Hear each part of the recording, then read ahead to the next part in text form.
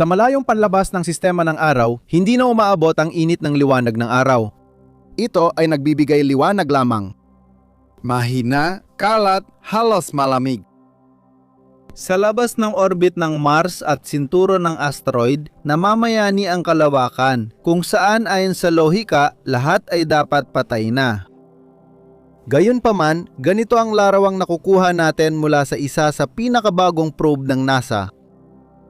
At gayunpaman, sa tabi ng higanteng si Jupiter, merong isang mundo na hindi lang basta buhay sa aspeto ng heolohiya. Ito ay kumukulo, sumasabog at literal na nababaliktad dahil sa matinding grabidad. Ang pangalan nito ay Io.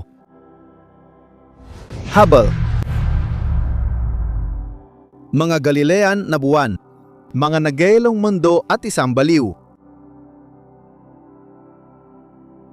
Noong 1610 nang nakita ni Galileo Galilei ang 4 na maliliit na tuldok malapit sa Jupiter. Hindi niya alam na may natuklasan siyang buong sistema ng mga mundo. Ngayon, tinatawag natin silang mga Galilean na buwan. Si Callisto ay sinaunang buwan na maraming bunganga na nagsisilbing arkibo ng sistema ng araw. Si Ganymede ay ang pinakamalaking buwan na may sarili nitong magnetic field. May ilong takip si Europa sa ibabaw ng global na karagatan. At si Io ang pinakamalapit kay Jupiter, pinakasiksik, pinakatuyo, pinakaagresibo. Halos walang tubig, halos walang yelo, halos puro bato at metal.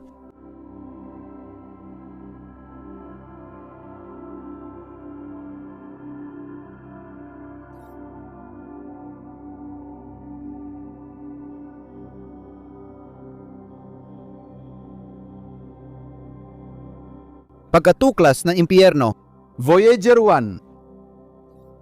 Noong 1979, dumaan ang sondang Voyager 1 malapit sa Jupiter. Ang mga kamera noon ay primitibo kung ikukumpara sa mga pamantayan mayon. Mababa ang resolusyon, ngunit nagulat ang mga siyentipiko sa nakita. Sa Io, may mga bulkan na sumabog. Hindi ito sinaunang bakas o tumigas na kapatagan ng lava. Totoong aktibong pagsabog, siyam ng sabay-sabay. Sa kaunang-unahang pagkakataon sa kasaysayan ng astronomya, nasaksihan ng tao ang aktibong bulkan sa labas ng daigdig. Gravitasyonal na pagpapahirap. Wala sa araw ang sikreto ay nasa Jupiter. Hinihila at pinapahaba ng grabitasyon ng planeta ang Io. Bahagyang naapektuhan ng Europa at Ganymede ang kanyang orbit kaya nagiging elliptical ito. Tuwing 1.77 araw ang buwan ay palapit at palayo. Nababago ang hugis nito. Sa daigdig, tumataas ang dagat ng kalahating metro pero sa Io, ang ibabaw ay umaangat ng hanggang 100 metro. Ang bato ay dumadaloy. Ang litosfera ay bumabaluktot. Sa loob, nabubuo ang init.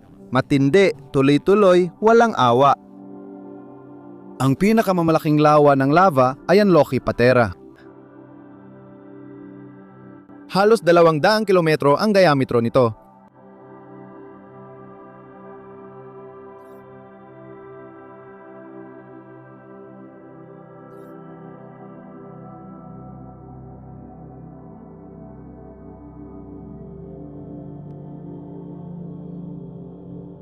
Hindi ito isang bundok. Isa itong uka. Isang malaking lunas ng tunaw na magma na may isla ng tumigas na balat sa gitna. Ang ibabaw ay palaging nagbabaliktad. Parang balat sa kumukulong sabaw. Tumitigas, lumulubog at muling lumilitaw. Hindi ito tanawin. Isa itong proseso. Mga kulay ng asupre.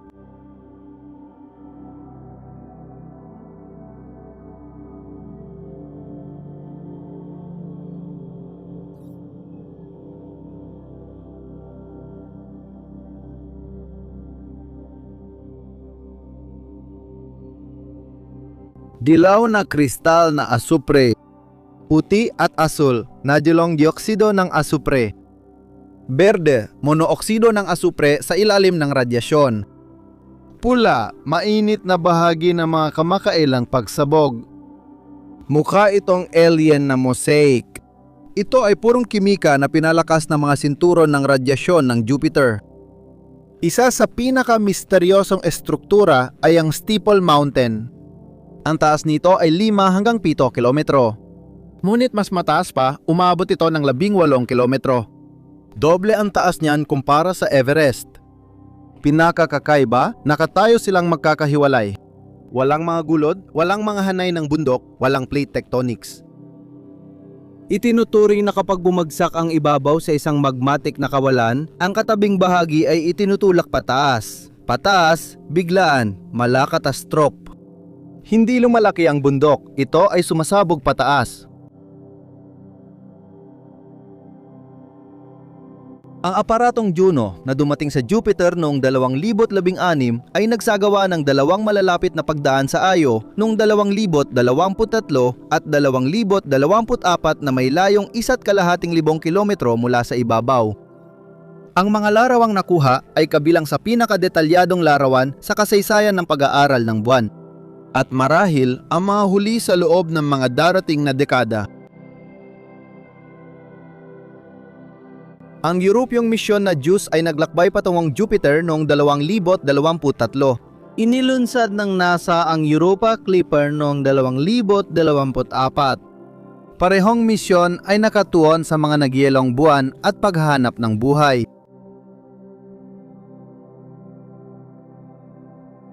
At siya ay naisasantabi. Hindi dahil kawili-wili siya, kundi dahil malamang wala namang dagat doon. Walang biolohiya. Apoy lang. Ang Io ay isang geolohikal na kabalintunaan. Isang mundo na magkatabi ang lamig at kumukulong magma, kung saan biglang sumusulpot ang bundok. Kung saan ang ibabaw ay palaging nasisira at muling nililika. Hindi lang ito isang buwan, isa itong makina na pinapagana ng grabidad. At habang patuloy na hinihila ito ng Jupiter papalapit sa kanya, ang mundong ito ay mananatiling nabubuhay sa walang hanggang panginginig. Sa pagitan ng pag-unat at pag-ipit. Sa pagitan ng yelo at apoy. Sa gitna ng kapatagan ng asupre, matatag pa ring nakatayo ang nag-iisang mataas na tore. Saksi ng panahon ng apoy.